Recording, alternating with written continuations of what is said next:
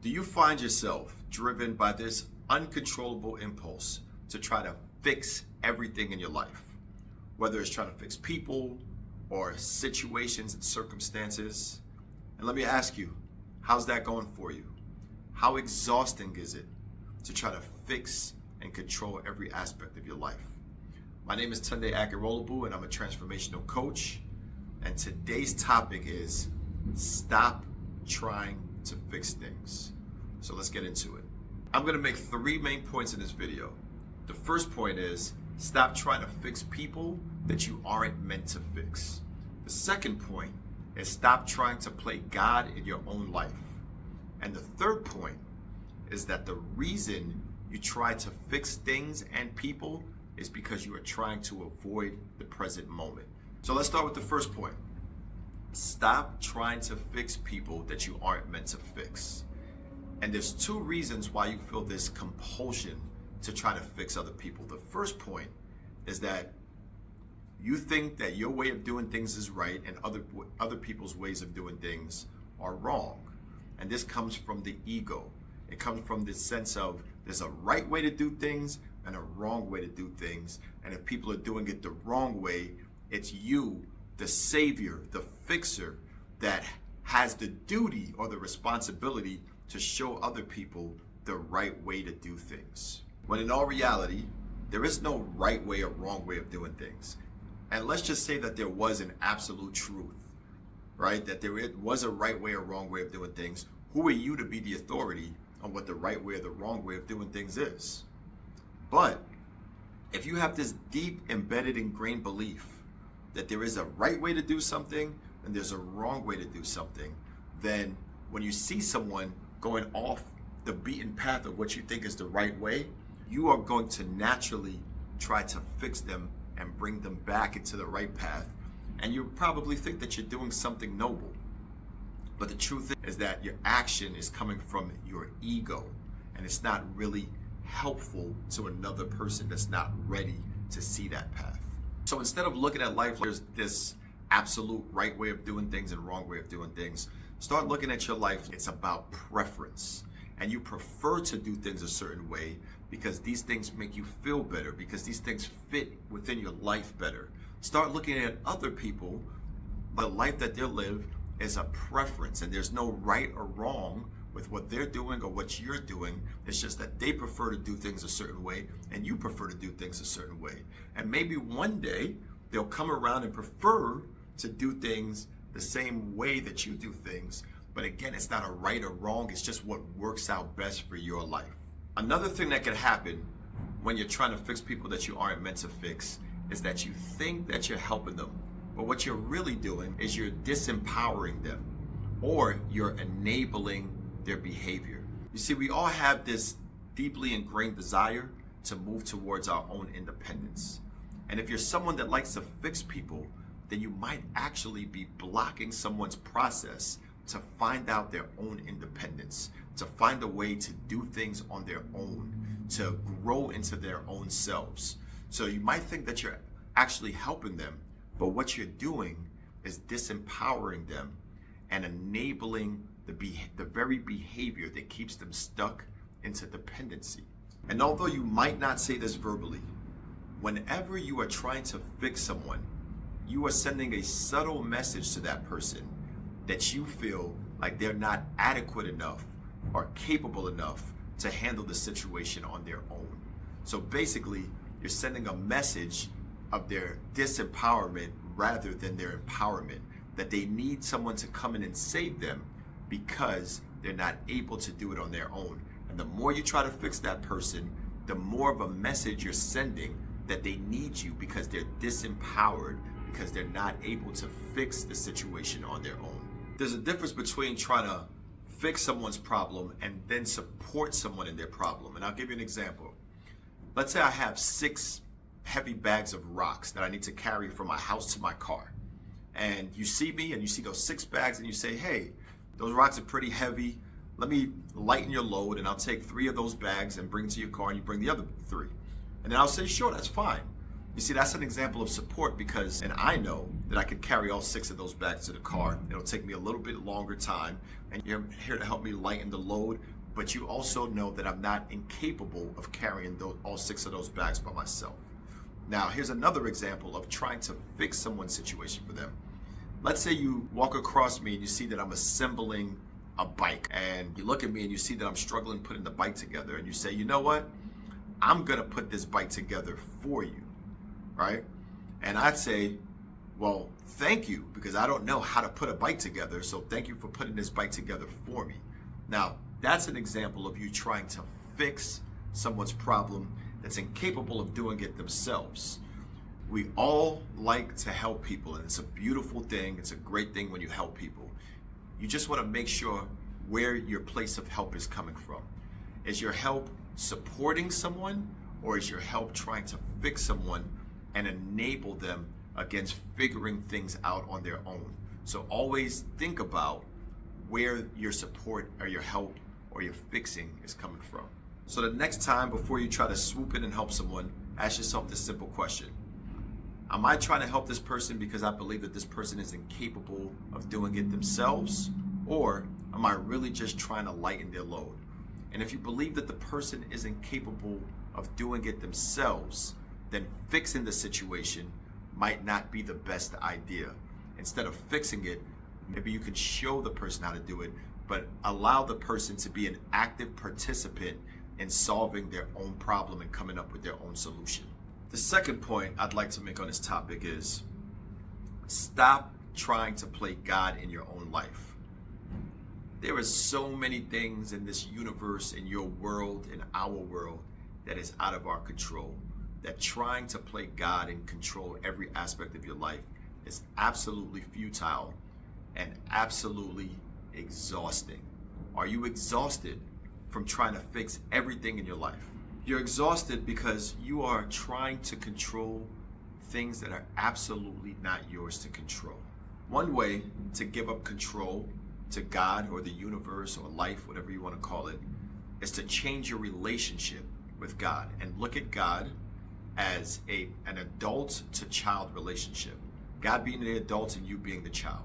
So what's the responsibility of the adult? To do all the heavy lifting, to make sure the bills are paid, to make sure there's a roof over your head, to make sure you have shelter, to make sure the household is peaceful, to make sure to protect you, to provide for you, to maintain stability, to maintain structure in your life. That is what the parent does. What's the responsibility of the child? What's your responsibility? If you're a parent, what responsibility do you give to your child? You want your child to learn, to grow, to have fun, to play, to experience life, to let life unfold, to experience the wonder and the awe of life. That's the responsibility of the child. Now imagine if the child felt like their responsibility was to pay the bills, to keep order in the house, to keep structure in the house, to do the food shopping, the grocery shopping. Imagine the amount of stress that puts on the child of needing to fix and control what's outside of their capacity to control. And that's the same thing that happens with you when you're trying to fix what's not meant to be yours to fix because you're playing God instead of playing the child, which means explore, learn, grow, have fun, but don't be attached to the outcome. Once you get attached to the outcome is when you start playing God, because God is the one that brings the outcome. Your job is to just go to the playground and slide down the slide, to be curious and learn about life, to take actions and be okay with the mistakes, or be okay with the outcome not being what you expected the outcome to be, because the outcome lies in the parent. The parent is the one that brings the outcomes. Once you're able to take the heavy lifting off yourself and put it back on God or the universe, another amazing thing happens. You see, when you are trying to fix things in your own capacity, you're looking at life in a very, very limited way. You're looking at life in your limited human way. right? Your capacity to perceive things are only as big as what you can see. But there's so many blind spots that exist outside of your own capacity. And when you decide to surrender and let go of all of that control, then your very narrow lens, your narrow way of looking at things starts to widen. And you're able to look to the left and right and see things that you weren't previously be able to see because you were trying to look at things in your own limited way.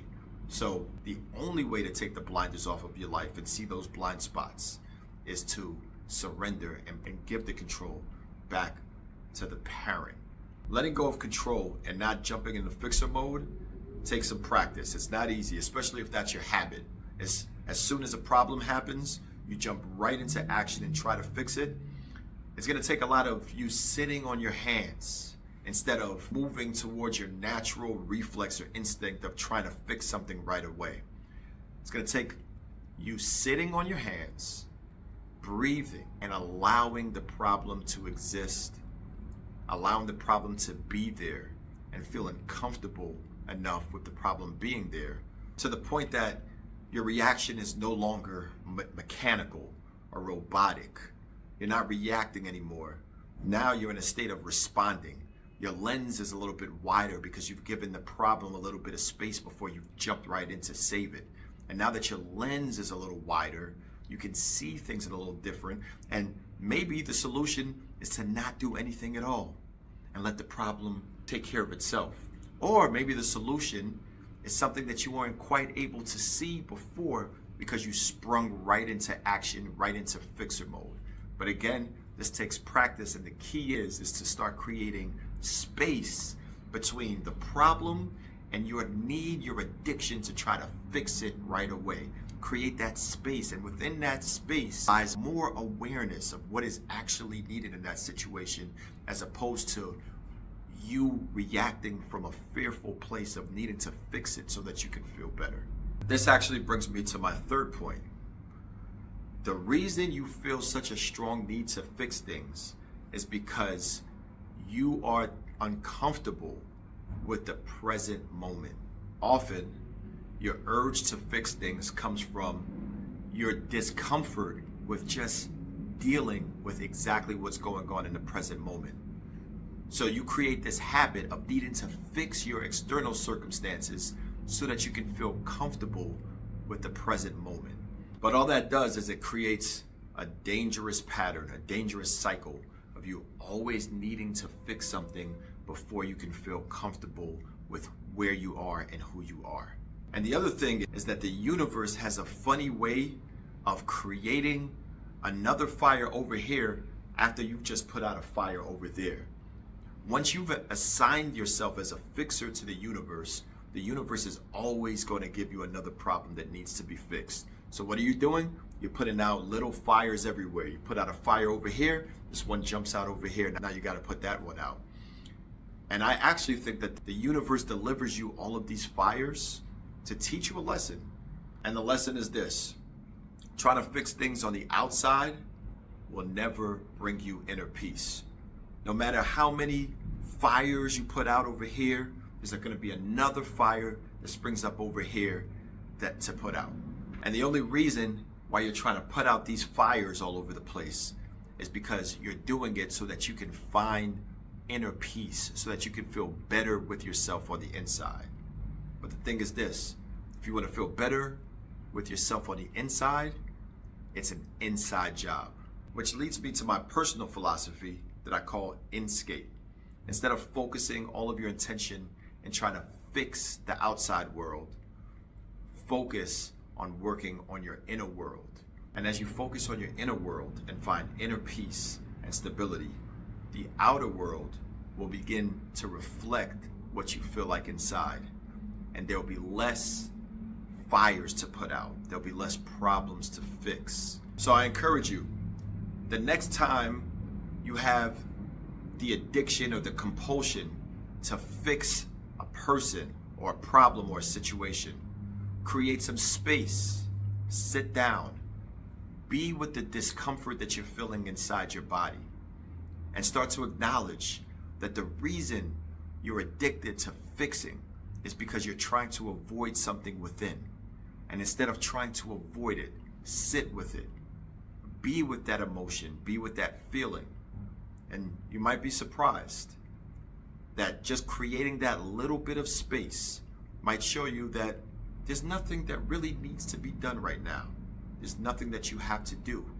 Or creating that little bit of space might give you a solution, a sense of clarity that you never would have had if you didn't take that moment to pause, go inward, and inscape. Thank you for watching this video all the way to the end. I really appreciate it, and I would love to hear from you. If you identify as a fixer, please drop me a comment down below. Tell me what parts of this video resonated with you. Tell me a couple of your struggles that you go through with trying to stop yourself from the addiction of fixing. And of course, if you feel like this might resonate with someone, feel free to share it and subscribe. Thank you so much. My name is Tunde, and I'm out.